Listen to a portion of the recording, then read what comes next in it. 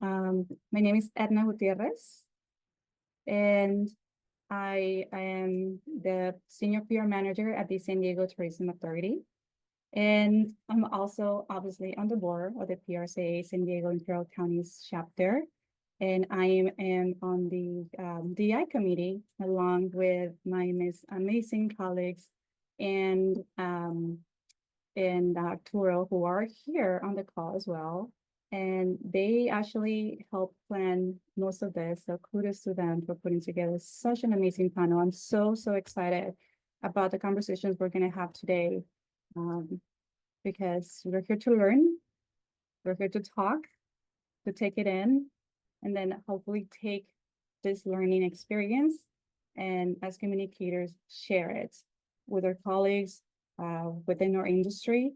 One of the advantages of PR is that it covers so many things. I mean, you can go from politics to corporate to nonprofits. Just the what we do is so broad. So just to think about like how all of us understand what we do, but at the same time we touch so many different things in different industries in the U.S. So what we do is very important because communication continues, and especially nowadays, to be very important.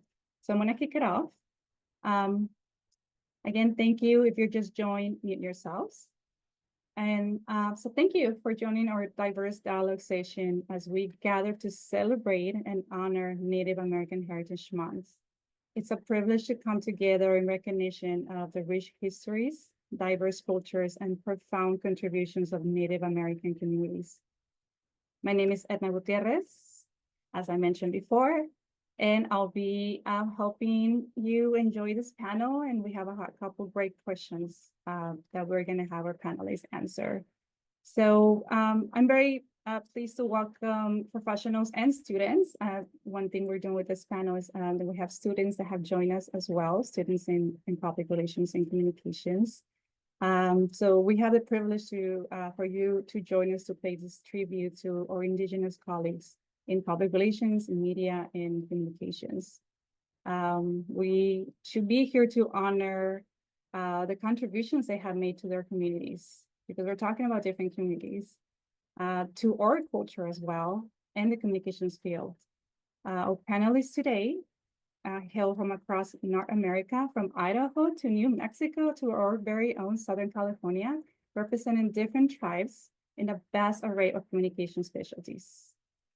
Before I introduce our panelists for today, I would like to say that PRSA San Diego and Imperial Counties honors the sovereignty of all Indigenous nations, their lands and their waters, and the enduring presence and resilience of Native American peoples across this country and worldwide. Again, I will leave some time at the end for questions, so start thinking about those questions. Please write those down on the chat. And if there's a question specifically for someone, please put the name down. Well, now I have the privilege to introduce our panelists for today. So I'm just gonna quickly say their names, their titles, and then I'll let them introduce themselves. So I'm gonna start with Randy L. Teton, Public Affairs Specialist with the Office of Communications at U.S. Forest Services and DI Liaison at the PRSA Idaho chapter. She's an author, she's a speaker, more than 20 years of experience. Next, we have A.Hale, and she is the owner of A.Hale PR, and she does everything from crisis communications, social media, advocacy work, and to event planning. She's also a board member and DI committee chair at the New Mexico PRSA chapter. And also we have Dr. Jolie Proudfit. She is a professor and chair of American Indian Studies program at Cal State San Marcos, director of the California Indian Culture and Sovereignty Center, founder and executive director of the California's American Indian and Indigenous Film Festival, and owner of NAPWAM. Thank you so much. It's so great to see this powerful group of women joining us today. I appreciate your time to be here.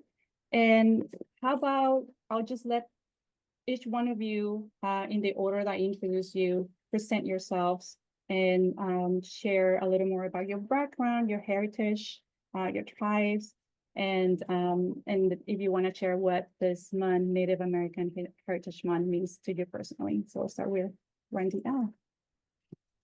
Hello, everybody. And in my language, we say Zandave, which means good day to you all. It really is a pleasure to be here with all of you talking about Native American Heritage Month, my favorite subject, my favorite month. I actually am joining you all from the great state of Idaho, land of potatoes, but also land of the Shoshone people, my people. We are the largest reservation here in the state of Idaho. And I was born and raised here on the reservation, attended public school, and then went on to higher education in the great state of New Mexico. And behind me is the Grand Teton Mountains, which is my ancestral lands on my father's side. Henceforth, my last name Teton. We are the original peoples of the Grand Teton area that were pushed out and removed when the reservations were being created. And we landed up here in the great state of Idaho. Native American Heritage Month represents not only the recognition and acknowledgement of my people and all of our 574 federally recognized tribes, but it's also a time for all of us to learn and understand who the Native peoples are, where they come from, and ask yourself, if you're in the state of New York, what tribes thrived there at one time? Do they exist there? I mean, this is a time for us to have those conversations. And so I'm really excited to have this discussion. I feel like we can probably go for 2 hours easily.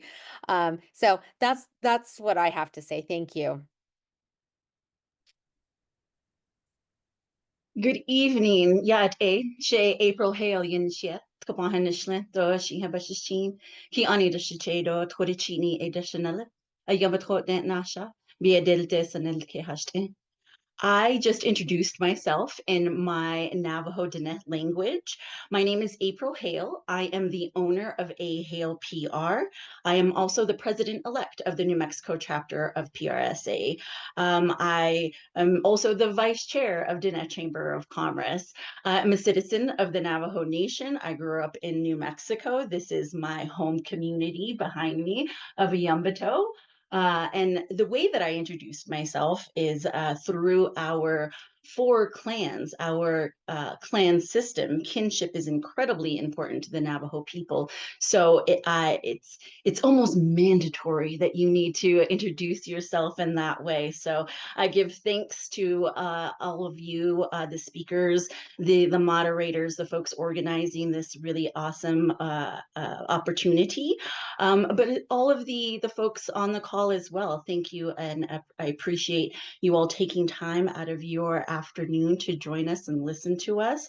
I have over 15 years of experience in public relations and communications and advocacy. I worked for 11 years in Washington, D.C. for national Native organizations doing PR, comms, and advocacy work, and then decided I didn't really want to work for the man anymore. So I decided to open up my own business, A.Hale PR, and it's been flourishing for the last 7 years. And I have some really incredible clients that include the city of Albuquerque, the state of New Mexico, the Navajo Nation, as well as national nonprofit organizations. And I've worked on campaigns like COVID-19 and putting out all of that messaging for Indian country. Working on Native Vote, working on meth and awareness around that, and on many levels, from national to regional to grassroots. So I am very passionate about helping our people, tribes, tribal organizations, even businesses tell their own stories. And I feel that all of Native folks have their own story. They have their own narrative to share, and that's exactly what Heritage Month, Native American Heritage Month, is about. That education is about that teaching and that learning of different Native cultures and places and people. So I would encourage everyone on this call to head on over to your nearest Native Heritage Month event and learn. It's a really great opportunity, and not only just this month, but check out your bookstore or your library and pick up some Native author books. You can do that all year round. So happy to be here. Thank you. All right. Well, mio yam na tung Dr. Jolie Proudfit, yaka Lucenio, Pankawichum, and Tongva. Again, I am Jolie Proudfit. I am Lucenio, also known as Pankawichum, the people of the West. For those of you in San Diego, you are familiar, I'm sure, with some of the Lucenio bands.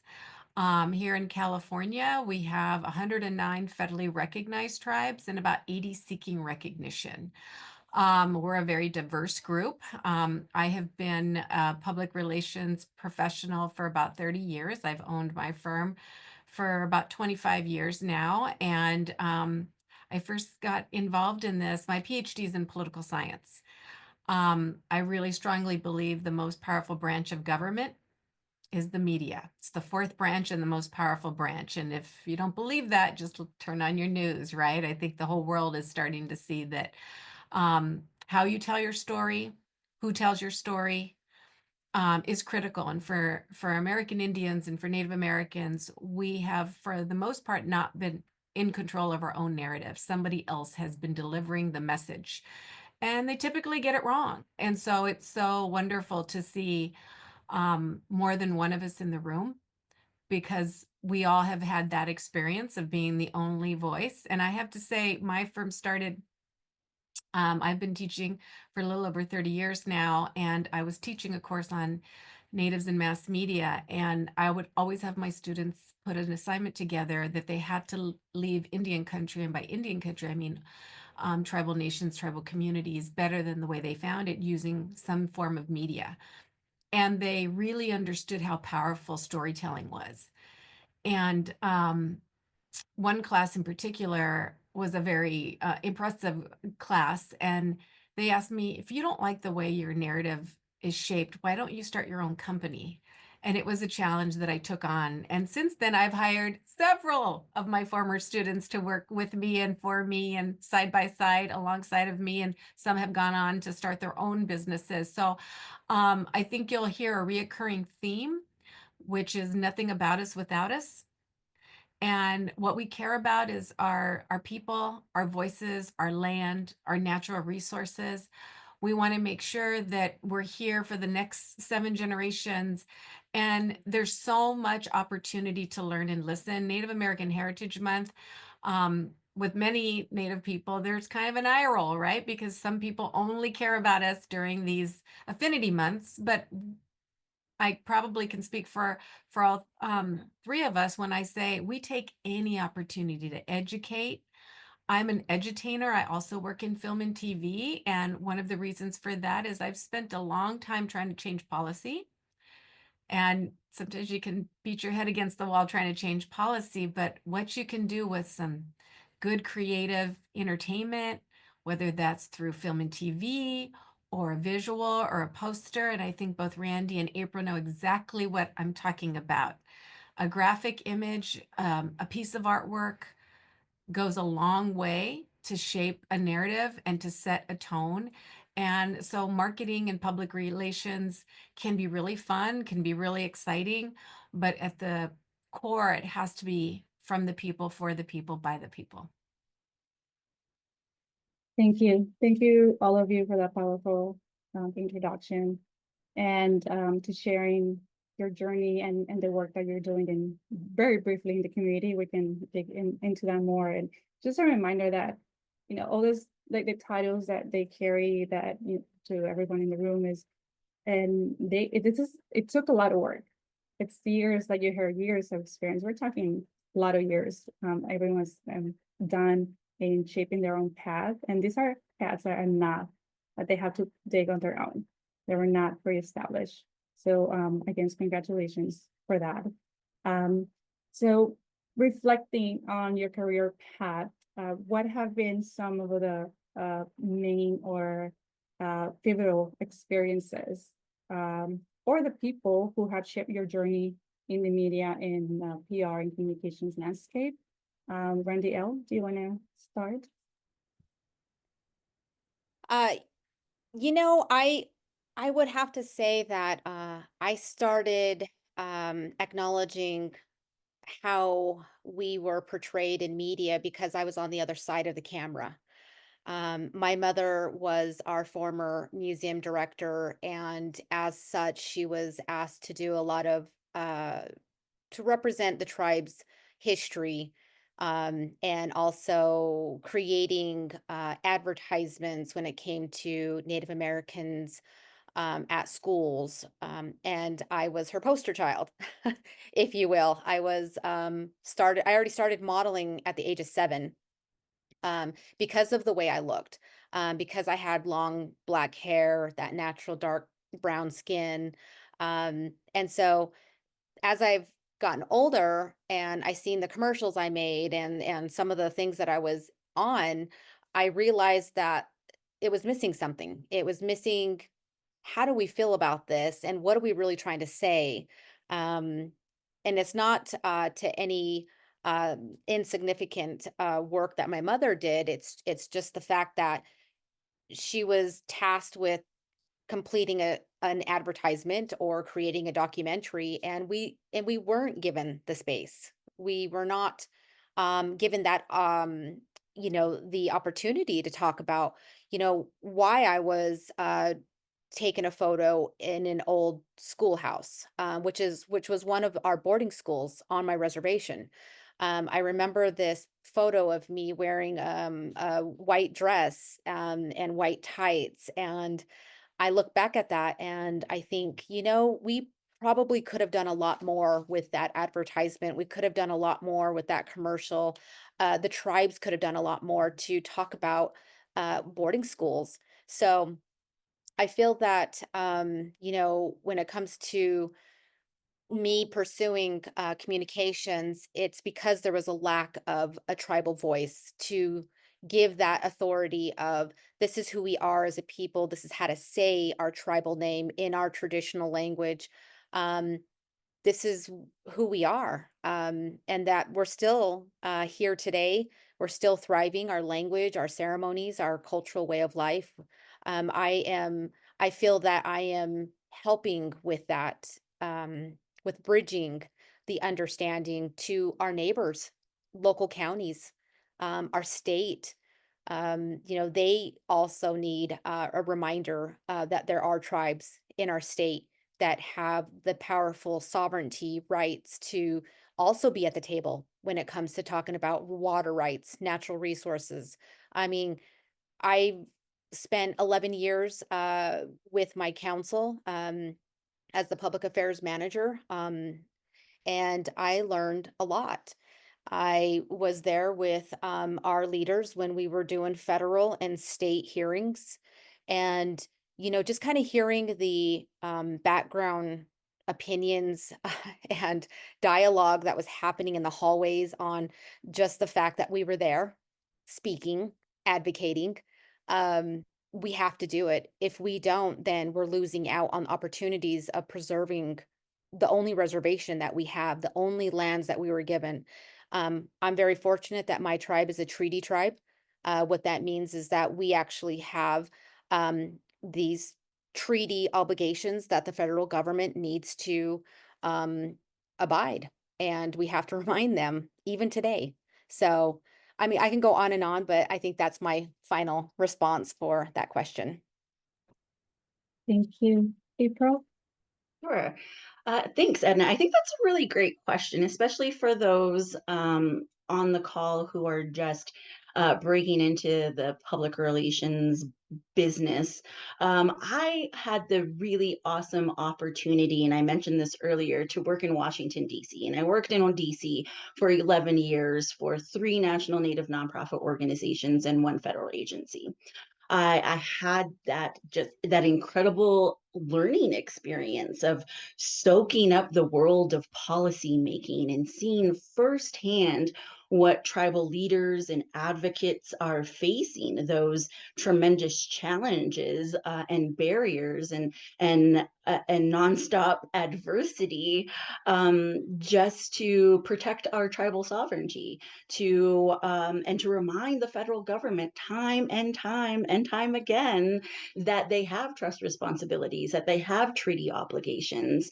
My time in Washington, D.C., I fell in love with the politics and the policy, because I also learned that communications is very important. It's integral in that policy, and real impactful policy. So I really learned a lot about messaging, about outreach, about strategizing for different campaigns and reaching out to different audiences. And one bill, say, for instance, the Indian Healthcare Improvement Act, big win for Indian country, but it took, like 20 plus years to get there. And there was a constant education on the turnover of lawmakers. So when you think you're this close to actually getting a bill passed, you get knocked down a few more steps because there's an election, or maybe another corporation has got to that lawmaker, so your efforts got to be just a little bit different, or got to be a little bit stronger. So I appreciate the time that I worked in DC. And in particular, my first 2 years in DC as a very young professional, I worked for the National Congress of American Indians, and it's the largest and oldest Native organization, and it's well represented by most of the 574 federally recognized tribes. And they're an advocacy nonprofit, and it was like boot camp. It was boot camp for advocates, and for advocates in Indian country, and I learned so much. And I had mentors like Heather Dawn Thompson, who was the former director of Office of Tribal Affairs for USDA, and other folks who went off to run their own national organizations, or to run their own other offices like SBA and BIA. So I was real fortunate to have that great experience and opportunity, and to learn how to work with tribal leaders. That's a real finesse there. Randy Al can attest to that, I'm sure. But the work that I at NCAI, and all the work following, really helped to lay that foundation of my work, my future extensive work in Indian country, on that national level, regional, community, all the way to grassroots. I'm very thankful for that. And I hear in politics a lot, right? But I know it's beyond that. And Dr. Jolie, I know we had done different things, but also, do you want to share your experience, please? Sure. I guess to be brief, because I think we can all talk about lots of things that we've done. And I'd really like to really focus on some opportunities and tips for folks, especially as they engage with working with tribal nations, tribal communities, and tribal peoples. But one of the most impactful opportunities that I was engaged in was when our tribes here in California were fighting for the right to have tribal gaming. And I was approached in 1998 by a coalition of our tribal nations to do some commercials, to be front facing, because I was a young professor, and they wanted to talk about self-determination, and that tribal government gaming would provide the opportunity of education. And so I said, sure. I didn't think about it. I didn't ask anybody. I just said, sure, because, you want to be a good Indian and you want to support your tribal communities. And the very next day, they had a camera crew on my campus. And I probably could have gotten in real trouble for doing that, right? Because I didn't go. And now that we know that there are checks and processes, and within hours, those commercials were up. And that was the most expensive campaign ever run by a quote unquote minority group, although we have political status. And it was the first one we had ever won in the country. So that provided the opportunity to have tribal government gaming. And it was because we were telling our own story. It was me, it was other individuals, and I did, several of them. And then we had to fight again in the courts. And then we did another campaign in 1A. But you really got to see the impact of what it means to get in front of that and let people hear from you, right? Because like I said earlier, so many people have been telling our story for us, from the dime store novels, from the first folks that colonized these lands, who wrote back to their governing bodies and they told lies and they made up stories so they can get more resources, more dollars. And that has been happening. That continues to happen in the news cycle. And so it's really important for us to be involved in that area. So being engaged in not only policy making and politics, but in the arts, and telling your story in a fun and effective way, and working with other agencies. One of the things that I like to do well, because there's only so many hours in the day. Today I'm in my academic office. I had planned to go to my other office, but students were calling, and things are happening. Everything works together, right? Because it's edutainment, it's marketing, it's storytelling, it's policy making, um, even engaging my students. We have been engaged in passing 3 state laws in our classroom work. The Feather and Cat Bill, the first time we passed it, our students did the video in partnership with California and Legal Services. And can you imagine, for those of you who are students listening right now, to have an assignment in your class and in the same semester have a piece of legislation passed? That's research. That's effective community engagement. That makes you want to go, hey, I could do this again, right? And we passed the first anti-Redskins bill in the country. It's just been one opportunity after the other. So I think effective communications is everything. And one of the things I love doing now is partnering with bigger firms. Because there's so many hours in the day, there are a lot of things I say no to. There's a lot of things our team says no to. We're not the firm that's going to design your casino chip. We don't do that kind. There are firms that do that. We're happy to send work that way. We stand for a principle that we call it sovereignty first, and that's cultural sovereignty, self-determination. But we have a particular focus of Indigenous excellence, and really kind of a social justice platform. And that's the kind of work that we like to do, just because of the folks that we work with. And it's exciting and it's impactful. Thank you. Yeah, it's a great reminder once again of the work of communications, how it touches things in the background, but at the end also that background, like the policies and everything, like the studies, everything happening in the background, touches communities, different communities. So that's why what we do is important. I would like to ask you, what progress have you seen in terms of representation and inclusion of Native American voices in media and communications? And with that, what would you like to see? So what have you seen that has been improved, and what do we still, and I know it's a lot to unpack, and like to share, but what personally you would like to see happen, continue moving forward? Let's start with April. Thank you. Let's see. I think that there have been, what we've seen over the last, say, 4 or 5 years, are this influx of Native artists, filmmakers, storytellers, telling their story, getting it on film and on TV. I think that's really incredible, and I support them. I want to support them in any way that I can. I think that's really awesome.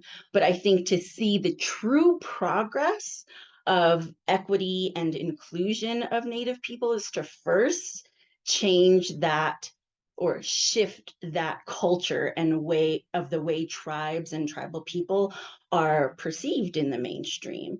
We're far more than artifacts and museums and markings on a rock. We are living people. We carry our cultures and our languages, and we have songs and prayers and ceremonies. And finally, in some ways, those are getting some attention because some very talented storytellers are breaking those doors down and throwing a chair up at that glass ceiling and making it happen for themselves. I think far too long, tribes and artisans and other folks have waited for those opportunities to come to them, or have been sort of reliant on programs that are offered by states or feds or whomever. And I think this just in these last, say, 10 or so years, we've really seen that uptick of Native people and some very talented and creative folks just taking those reins and sharing their stories and being the storytellers that they truly are. And I think that we need more of that, obviously. Representation does matter on all levels, and in all spaces, not just in politics, anywhere from, Congress to city councils to school boards, but also in film, in TV, even just in advertisements. For example, I work with the city of Albuquerque, specifically with the aviation department, the Albuquerque Sunport. And I said, hey, how about including some Native people in your ads that aren't in headdresses, that aren't dancing, that aren't, making pottery, and it was like such a novel idea to them. It was very kind of frustrating. And but I'm sure that Jolie and Randiel have very similar stories about how a large part of our job is educating and helping our clients, or helping whoever we're working with, to pull out those stories and feel comfortable and confident to tell those stories. So I'm incredibly happy and proud of the folks that have been breaking through those barriers and to really make it happen. Sterling Harjo, Bird Running Water, Tasba Chavez, these are some just really awesome filmmakers and storytellers. I'm very proud of them and to know them too. Randiel? April, I concur with everything you just said, although I would like to add that when I was working at the tribes, I was the point of contact. When it came to the tribal government website and anyone would have a question about enrollment or how to get a hold of the council, I did get a lot of inquiries from outside tourism industries, film directors seeking Native American actors, Native American warriors that would ride horse. I would have to educate them that this is the correct way to request this, and thank you for reaching out to us. That's good. That's a start. That's a first step. The next step was identifying, individuals in our community that would be willing to be recorded and participate. And it's good, although I feel that whoever is creating that media, that documentary, they need to include someone on staff, a tribal consultate. Oh my gosh, I can't think of the word. Tribal consultant, and that way, this person is always at the table when discussing you know, how is this Native American male on a horse being depicted? What is the appropriate outfit to wear? Not costume. We don't call it costume, but what, even down to what he's wearing, the face paintings. Every tribe has their own type of face, the way they paint their faces, and it's a symbol of their culture. And you don't want to offend. And so those are things that, you know, it got to me, I got to thinking about, you know, there is a huge need in LA to do more consultation when it comes to media. Now, I think we all remember Dances with Wolves.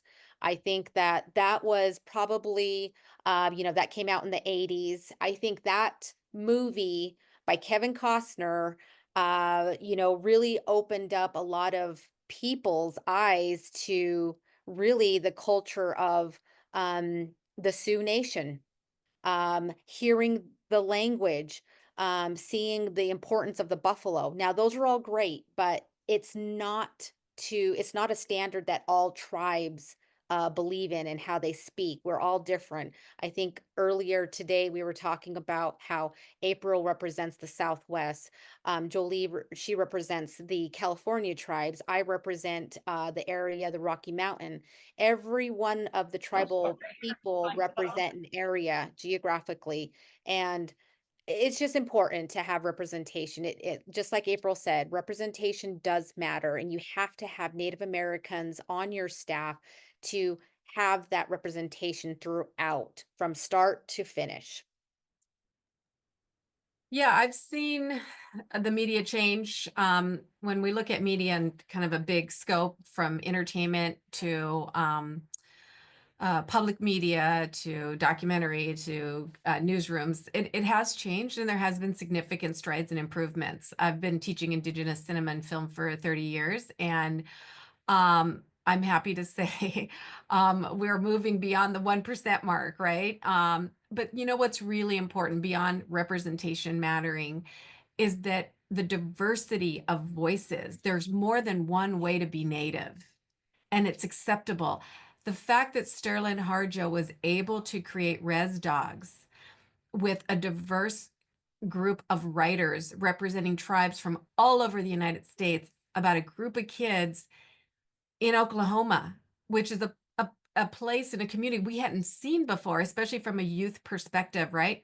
When we had Rutherford Falls, look at a fictitious town and have this really diverse cast, funny, rom-com visuals. That's a major stepping stone. A show that is near dear to me that I work on, Spirit Rangers, which is a kids show on Netflix, where we've had 3 seasons and we're doing edutainment for a preschool population, and it's our first ever television show with the California Indian showrunner, and animation with over 100 Native creatives, everything from, you know, the usual above the line positions to musical scores, you know, to the visuals and the animation. That is where you're seeing a real difference. So I'm really excited about that. And then I think audiences are rediscovering Native peoples, right? Dark Winds it's launching its season 3. And that was based on source material by a white author, and that Natives have completely taken control over, both, you know, in rewriting those scripts and directing and in front of the camera, just bringing in a whole new kind of level of opportunity. And we all see it. Native American Heritage Month, almost every channel has You Ought to Know, featuring Native people, Native stories. So that's a direct improvement. Do we have further to go? You betcha. Right? I did 3 terms as board chair for Vision Maker Media, which is pretty much any documentary you see on PBS we produce. And that is an amazing opportunity and avenue for telling our stories, but we're also concerned public media could be the first thing on the chopping block, depending on what political administration is in power. So it's really important for us to take charge of our own narrative. And you see now that tribal governments have more economic opportunity, they are telling their own stories. They're putting out their own story visually. Some of the tribes who have tribal gaming operations, they have their own channels. So when you stay in their facilities, you can learn all about their populations. So we're seeing more and more opportunity for that. And let me just put in a plug for one of my favorite things. When I was a kid, Maria Tallchief, first United States prima ballerina, not native prima ballerina, first United States prima ballerina, member of the Osage tribe. Her Barbie just came out, and my Barbie's just arrived this morning. So I'm so happy. It's like 45 years too late for, little Jolie, but my 13-year-old, and I will have them here for my students, but there's a Barbie that features our first ever prima ballerina. So that is a media shift, right? To see us included in those things so that all little girls could play with a Maria Tallchief Barbie. Thank you. I love what you said. There's more than one way to be Native, which means there's more than one way to tell your story, to tell the story of the tribes you represent.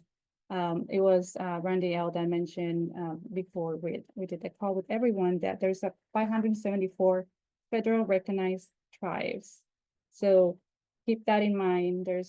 That is different cultures, different traditions, different ways, different languages, different way correct me if I'm wrong, even within some tribes, can be more than one language. There's different ways to do things. So it's important to consider that for everyone who wants to be an ally and tell the right stories. With that, I know we have a lot of students. So what advice will you give? Let's first say non-Native American students and young professionals interested in media and communications. Well, how can they be allies? How can they be more supportive of the work that you do? Dr. Jolie, you want to kick it off? Yeah, so I would say, one, do your homework. Know what you don't know, which is pretty much you don't know much, because our public education and private education system has done a disservice when it comes to Native peoples. So recognize it's going to take a lot of reading. It's going to take a lot on your part. If you want to work with our communities, you're going to need to brush up and you're going to need to listen and learn. I would say do a lot of your own homework first. Don't expect for us to educate you. And by us, I mean tribal communities, right? I created, for example, with my colleagues here at the Research Center, a land acknowledgement toolkit, because a few years ago when the land acknowledgements came down from Canada and New Zealand and Australia to the US, and people were doing them. They were doing them without knowing why they were doing them. They were just doing them. And I felt for my colleagues, I'm like, do you know why you're doing this? It was just the kind of politically correct thing to do at the time. So we created a toolkit, and we wanted to encourage people to feel confident. And it's about relationship building. It's not about reciting words. It's about bringing in a community, bringing them to your boards, learning from them, having an equitable seat at the table. But I'll still get a colleague that says, how do you pronounce? And I said, you know what it says to me? You didn't read the toolkit, because I have phonetic pronunciations in there, right? So it's like, that's where we mean do your work. Do the work and read, educate, learn. I would say also focus on our contemporary contributions and excellence.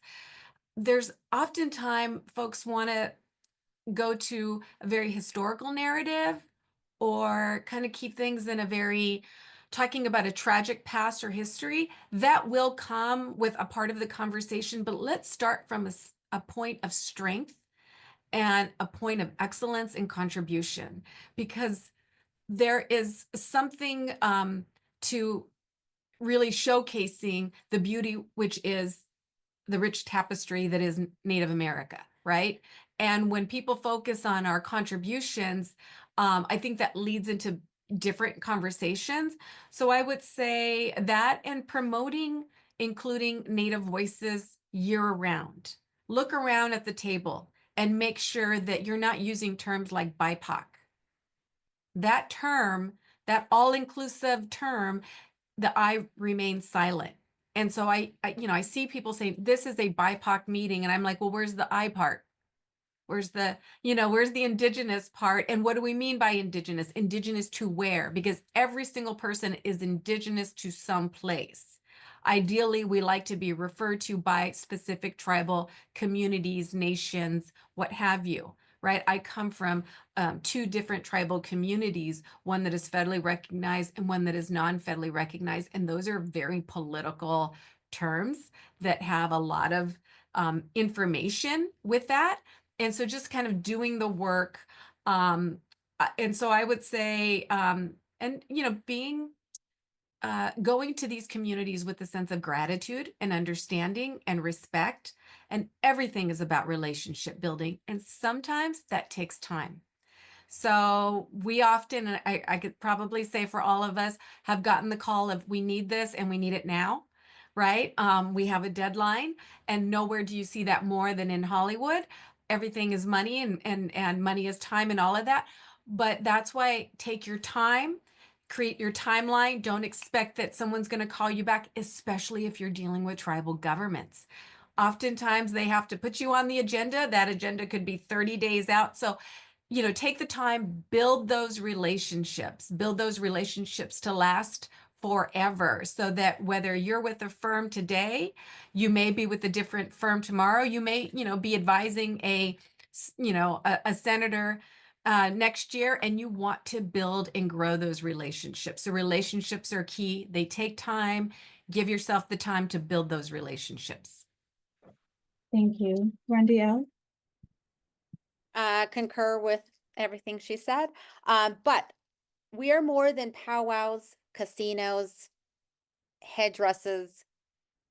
We are a thriving culture, and I think that wherever you are, go to their website. I can't stress that enough, is Google the tribe that's in your state. Most likely their tribal government website will pop up. Take a look at it.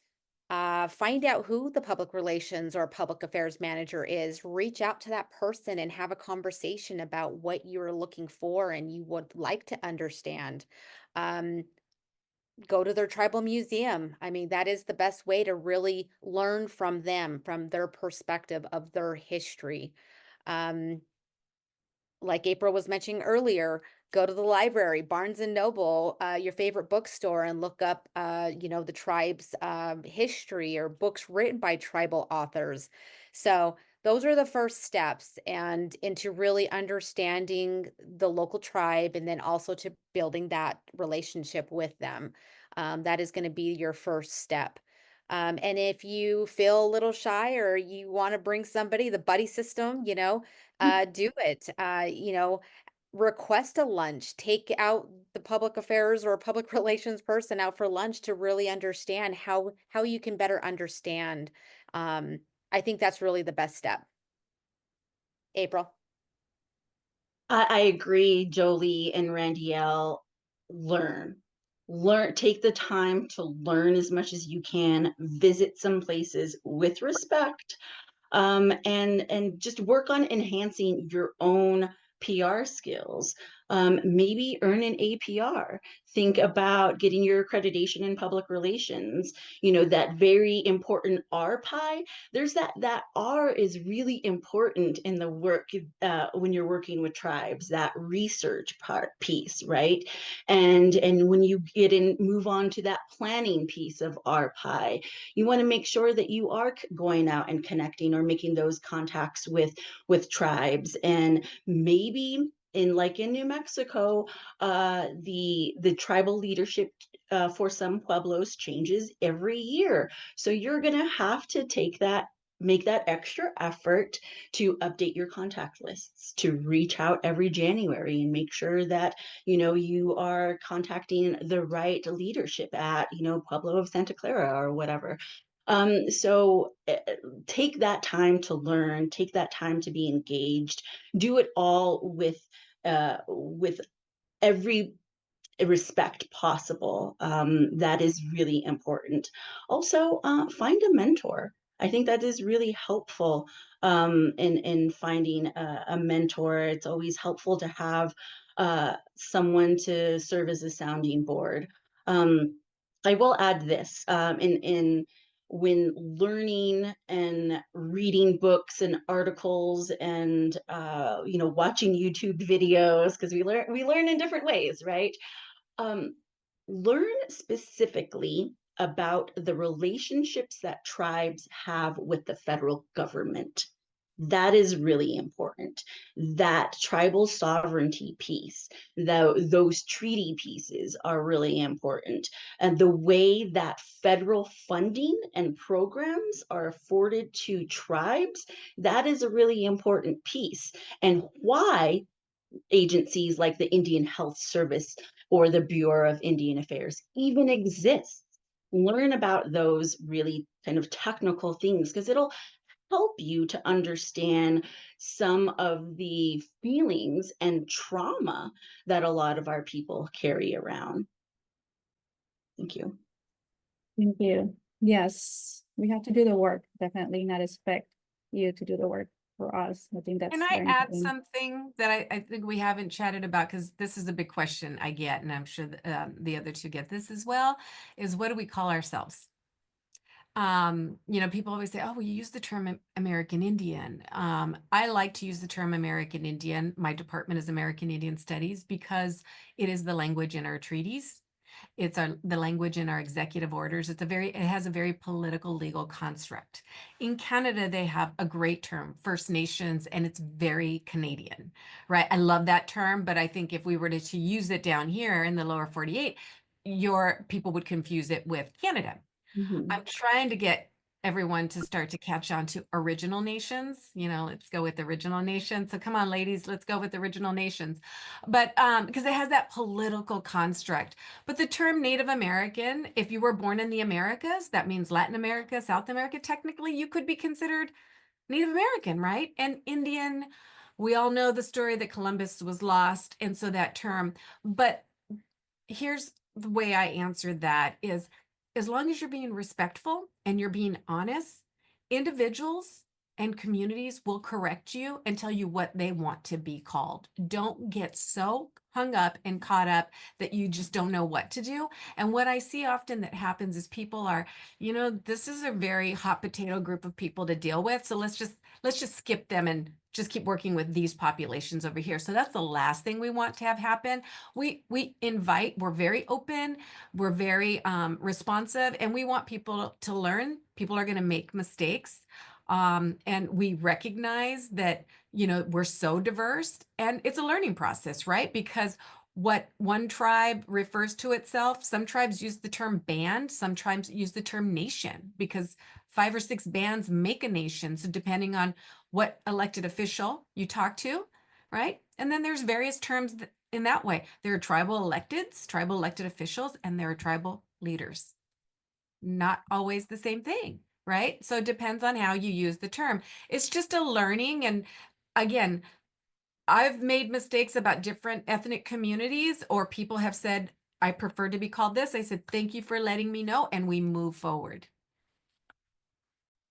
Thank you. That's a great clarification. Yes, thank you. It's true. April, Randy L, anything you wanted to add to that point? I put it in chat because that is a very popular question that is asked, is what is the politically correct term? And I think it really just varies based upon what state you're in, how progressive that state is. And, again, Native American, American Indian, Indigenous peoples, those were more appropriate. If you know the tribes, then, locally here in the state of Idaho, people know us as the Shoshone-Bannock or Shoban. That is okay. But, if we're going to get some out-of-stater from Florida, not know, and then they kind of murder the name because they don't know how to say it, so it's just better for them to say Native American to be safe. And I always help correct and educate. That is okay. That's what we're here for. I agree with Jolie and Randy L. I will say this, that some tribes have chosen to go back to their original names, like the Pueblo of Santo Domingo. They called themselves Kiwa. Like the Pueblo of San Juan, they are Okeawinge.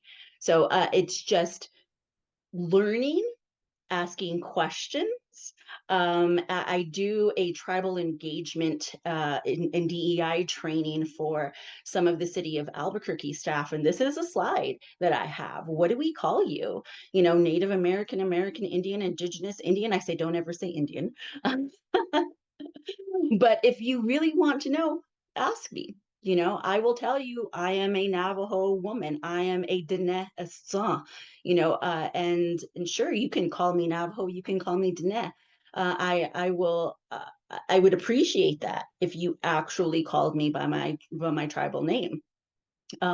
But American Indian, Native American is also very acceptable. I would caution around Indigenous, though. I know it's very trendy. Everyone wants to use it, but Dr. Proudfoot is right. It's really all relative, right? That term Indigenous. So be careful. Thank you. Thank you so much. It's already going to be 5, and I did see one question. If anyone has a question, maybe we can go quickly to one more. But I did have a question about books recommended. I think it is from Charity. Can you also share any of your favorite books that showcase Native voices to help allies best educate ourselves? Thank you, and thanks for being here. April, do you have any books you recommend? Oh man, I bet Dr. Proudfit has a whole list of really awesome books she would like to share with you. Before I became a PR professional, I was a reporter and I was a poet. So I love the literary books. You know, there is really awesome. Randy Al just showed that, but I had the opportunity to hang out with Joy Harjo, the U.S. Poet Laureate, over the weekends. And, you know, I picked her up from the airport, cruised her around Albuquerque. It was so neat. And I was trying really hard not to super fangirl out. But I would recommend reading some of Joy Harjo's very incredible and sometimes haunting, but poems and narratives, prose. They're just absolutely amazing. You know, Leslie Marmon Silko is also another Native author that has some pretty awesome books out there. There are a whole lot of Navajo authors that are emerging. When a former professor of mine at the University of New Mexico, Dr. Jennifer Jeanette Dale, has a number of books specifically about the Navajo Nation. So if you're interested in the Navajo Nation and their relationships with the federal government, I would recommend some of Dr. Jeanette Dale's books. Jennifer and I were in grad school together. That's how old I am, or how young Jennifer and I are, right? But she's right. I think for everyone, read books by Native peoples and read their biographies. When I was in grad school, my first teacher was Devin Mehesua. She's Choctaw, married to a Comanche person, and she showed us how to find Native books. And one of the things to do is to Google the author. Back then, we had to go to the library and look up the author to learn about them, because not everyone is who they say they are. But if you're interested in children's books and children's literature and young adult, go to Debbie Reese's site, American Indian Children's Literature. She's Nambe Pueblo. I work with her on a regular basis, and she tells us what are the best books, especially in children's literature, which is booming. My mentor teacher, and who was on my dissertation committee, if you want to know about sovereignty and federal Indian law, start with Vine Deloria's Custer Died for Your Sin. He was my mentor, and he taught me the love of the law and the love of our people and how to advocate. So Custer Died for Your Sin. It was written in 1969, been reprinted like 50 different times. It is funny, it's smart, it's still relevant, and it pretty much encapsulates everything that we're talking about today. So I think in those areas, but yeah, do your homework and make sure you read up on the author and find out exactly who they say they are and what perspective they're coming from. And this is for any book, honestly, to tell you the truth, but especially for our particular population. Thank you. Thank you, Randall. You have been great on the chat. She has posted a lot of great information if you're keeping track. So I recommend you go to the chat and see everything that she's posting. Do you want to share anything else besides what you shared on the chat? Oh, I was just going to say, you know, working with National NIEA, National Indian Education Association, they also have a good list of approved Native American books to read. I don't think my book's on there yet. Mine just came out last October in honor of Native American Heritage Month, and it was just recently chosen as State of Idaho's book of choice, which I am very happy. And it is actually written and illustrated by two Shoshone women, myself and Allie McKnight, which is huge. And so, yes. But yeah, there's lots of resources out there, but start with NIEA, NCAI. Those are legit organizations that do their very best in advocating for Native Americans. So thank you guys so much. Thank you so much. You definitely said it, I think, Randall, in the beginning. This is a least to our conversation. I feel like we just barely touched some of the main topics and pain points and successes of stories of your tribes, of the different areas that you represent in politics and entertainment, everything in communications that you're doing. But I don't want to keep people past 5 for the people in California. For others, it's way later. So unfortunately, I had to end this. I wish we didn't, because I'm personally learning so much. So thank you again. I'm getting a lot of, if you're reading the comments, everyone's very thankful for being here, for the work you're doing, and it sounds like you already just, at least with this moment, this 1 hour, you already taught us so much. And I know there's a lot more to learn. So a reminder to everyone, we have to do the homework. We are communicators. Build your relationships. PR, public relations, that's what it is about. Build that relationship. We all come from different backgrounds, and it's hard to understand the other backgrounds. We understand our own. That's why representation, matter, which is like a phrase that keeps coming up. But just think of not only think of yourself, but think how sometimes your name has been spelled incorrectly, said the wrong way. So now imagine for Native Americans who have been misrepresented for so long, and their stories have not been told by them. So imagine that impact. So applause and kudos to all of you three. Again, this is a dream panel. Thank you for being here. Thank you for the work that you're doing. It sounds exhausting.